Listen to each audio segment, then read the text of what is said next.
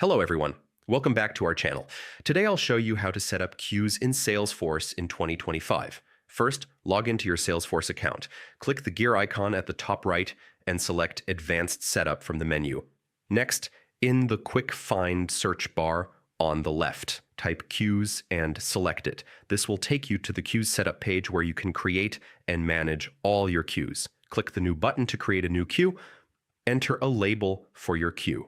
This will be the public name for the queue and is used in list views, so make it descriptive but concise. Optionally, you can enter a queue email. This email will receive notifications whenever new records are added to the queue.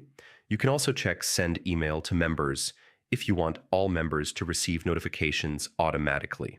Next, select the objects your queue will support, such as leads, cases, or any custom object. This determines which types of records the queue can manage. After that, add users or groups who will have access to the queue. These members can view and manage records assigned to the queue. If needed, configure lead assignment rules or other automations, so records are automatically assigned to your queue based on specific criteria.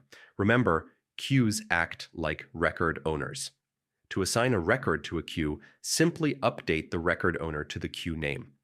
Finally, click Save.